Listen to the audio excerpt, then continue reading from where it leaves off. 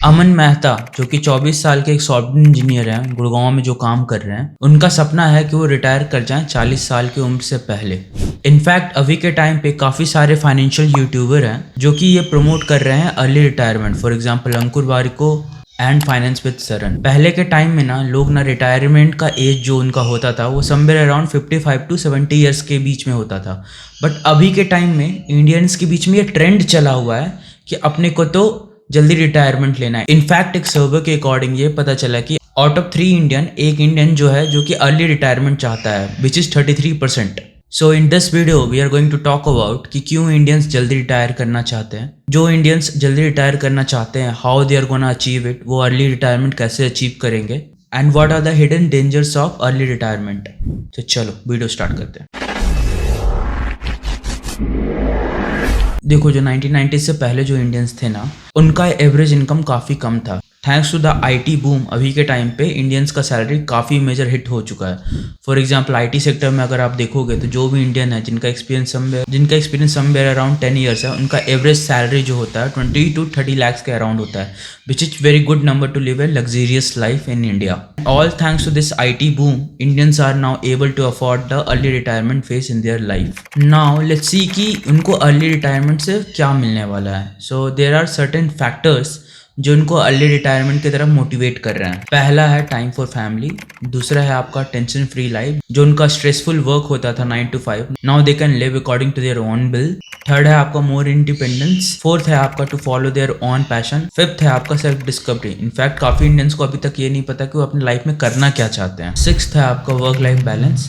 Seventh है आपका to start their own entrepreneurial venture and try to take some certain risk after achieving financial independence। है आपका no working for paycheck। तो Indians practically चाहते हैं कि वो इस रैट रेस को escape कर सकें। Now let's see Indians early retirement कैसे प्लान कर रहे हैं। So there is a thing called FIRE। So FIRE का फुल फॉर्म होता है financial independence retire early. So कोई भी पर्सन अगर अर्ली रिटायर करना चाहता है तो उसको अपना FIRE नंबर जानना होगा। FIRE नंबर किसी इंडिविजुअल को होता है 25 time there annual expense. For example अभी मेरा सालाना खर्चा समवेयर अराउंड 10 lakhs है, तो मेरा फायर नंबर होगा 2.5 करोड़। तो इंडियंस इसी फायर नंबर को अचीव करने के लिए ना बहुत रिगरस सेविंग करते हैं, somewhere around 50 to 60% of their monthly expense. Fire number को अचीव करने के लिए ना लोगों को काफी कैलकुलेटेड इन्वेस्टमेंट प्लान करने पड़ते हैं। सिमिलरली काफी इन्वेस्टमेंट प्लान को रिन्यू करना पड़ता है, उनको अपना टाइम फ्रेम सेट करना पड़ता है, गोल सेट करने पड़ते हैं आगे जो फ्यूचर में एक्सपेंस होने वाला। फॉर एग्जाम्पल बच्चों के education, vacations, medical bills, marriages,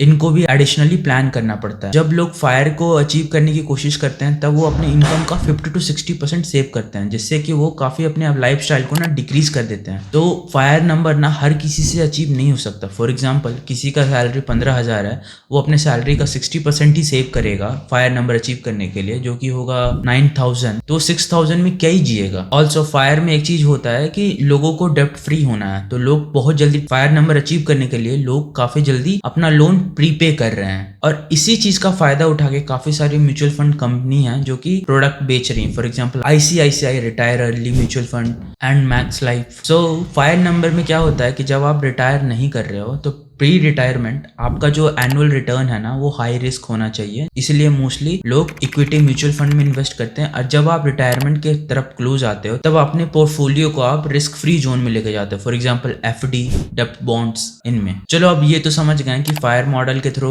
Indians कैसे रिटायरमेंट अचीव करेंगे, बट अर्ली रिटायरमेंट का भी ना एक कुछ हिडन रिस्क है जिनको अभी हम देखते हैं। पहला, स्ट्रेस ऑफ सेविंग। तो लोगों को ना बहुत स्ट्रेस रहता है फायर नंबर को अचीव करने के लिए, क्योंकि उनको अपना 50 to 60% of monthly earning save करना पड़ता है। तो डेफिनेटली उनके लाइफस्टाइल पे बहुत ज़्यादा इंपैक्ट पड़ेगा और एक काफ़ी स्ट्रेसफुल एक्टिविटी उनके लिए बनेगा।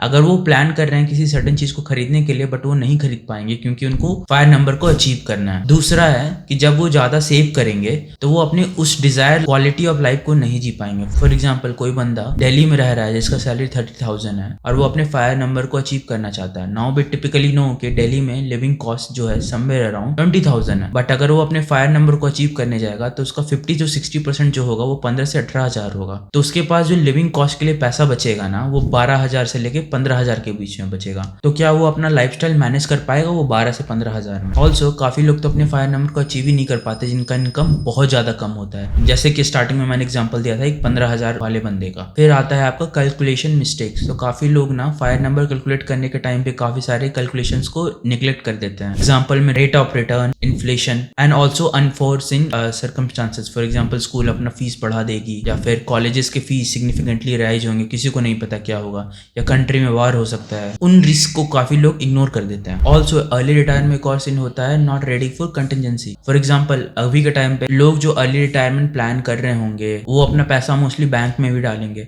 कल को बैंक ही फ्रॉड कर दे। तो इस केस में लोग अपने आप को कैसे प्रोटेक्ट करेंगे? क्योंकि आरबीआई जो आपको एश्योरेंस देती है वो 5 लाख का होगा। फायर नंबर तो आपके एनुअल इनकम का 25 टाइम है, जो कि बहुत बड़ा अमाउंट होगा, mostly more greater than 5 lakh. Also जो लोग अर्ली रिटायरमेंट ले रहे हैं उनको आइडिया ही नहीं कि वो रिटायरमेंट के बाद क्या करेंगे, और इस कारण से ना काफी लोगों की जिंदगी में अकेलापन या खालीपन आ जाता है। फॉर एग्जाम्पल अगर मैं आज के टाइम पे 10 साल से कंटिन्यू जॉब कर रहा हूँ, सडनली मैं रिटायर ले लूँ तो मेरे को आइडिया ही नहीं मैं क्या करूंगा। जो अपने जॉब में मैं खुद को बिजी रख पा रहा था, क्या मैं रिटायरमेंट के बाद खुद को बिजी रख पाऊंगा? तो that's all from my side. I hope आपको ये वीडियो अच्छा लगा हो। Like, share and subscribe.